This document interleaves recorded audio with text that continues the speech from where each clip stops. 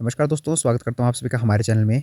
दोस्तों, आज जो मैं टॉपिक आपके लिए लेके आया हूँ, हिंदी का टॉपिक है ये और ये बहुत ही ज़्यादा इम्पोर्टेंट है क्योंकि आपको आपकी परीक्षा में यह देखने को ज़रूर मिलता है। और इस टॉपिक का नाम है प्रतिवेदन अर्थात रिपोर्ट किसे कहते हैं, इसकी परिभाषा क्या है और प्रतिवेदन लिखने की प्रक्रिया क्या है अर्थात रिपोर्ट कैसे लिखेंगे हम। तो आइए शुरू करते हैं आज का टॉपिक प्रतिवेदन। प्रतिवेदन का अर्थ है किसी घटना, कार्य या स्थिति का विवरण प्रस्तुत करना। इसे रिपोर्ट भी कहते हैं। परिभाषा: यह एक लिखित दस्तावेज होता है जिसमें किसी विशेष घटना, कार्य योजना या समारोह के बारे में जानकारी दी जाती है।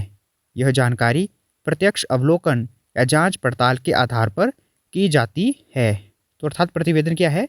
रिपोर्ट है। किसी घटना, कार्य या स्थिति का विवरण जो प्रस्तुत करते हैं उसी को ही प्रतिवेदन कहा जाता है, अर्थात उसी को ही रिपोर्ट कहा जाता है। उद्देश्य: प्रतिवेदन का उद्देश्य तथ्यों को क्रमबद्ध और संक्षिप्त रूप से प्रस्तुत करना होता है। यह किसी घटना या स्थिति की स्पष्ट और सटीक जानकारी प्रदान करता है। दोस्तों, अब आ जाते हैं जो हमारा मेन टॉपिक है, प्रतिवेदन लेखन की प्रक्रिया।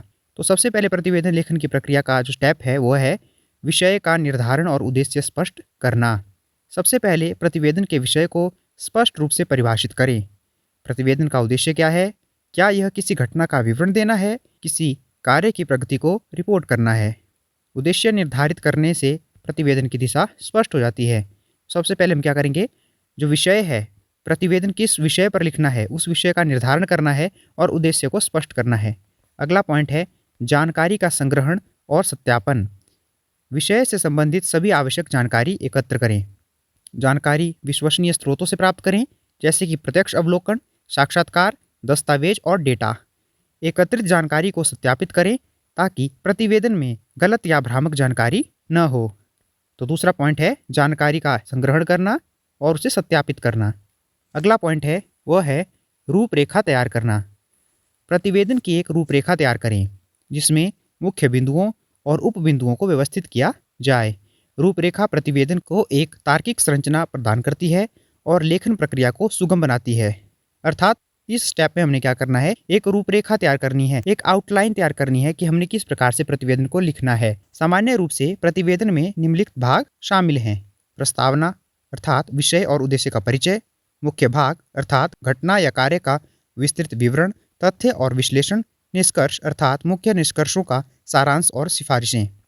अगला जो पॉइंट है वो है लेखन। रूपरेखा के अनुसार प्रतिवेदन लिखना शुरू करें। भाषा सरल होनी चाहिए। तथ्यों को क्रमबद्ध और तार्किक रूप से प्रस्तुत करें। आवश्यक डेटा, चार्ट और ग्राफ का उपयोग करें।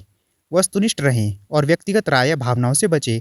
अर्थात इस स्टेप में हमने क्या करना है, प्रतिवेदन लिखना अर्थात रिपोर्ट लिखना शुरू कर देना है। वो कैसे लिखना है, जिस प्रकार से हमने रूपरेखा तैयार की है उस प्रकार से हमने प्रतिवेदन लिखना शुरू कर देना है।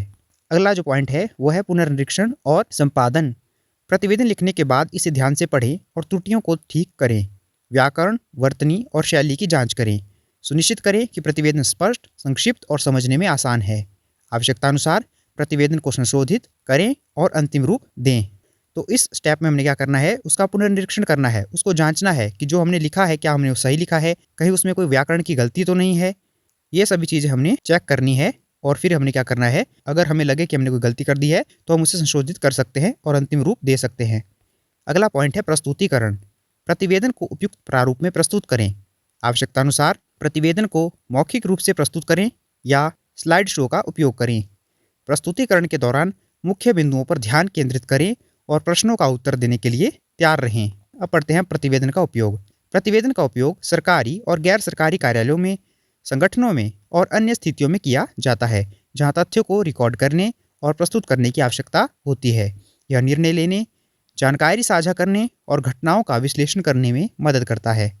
तो दोस्तों, यह था हमारा आज का टॉपिक, प्रतिवेदन क्या है, इसका अर्थ क्या है, इसकी परिभाषा क्या है और प्रतिवेदन लेखन की प्रक्रिया क्या है।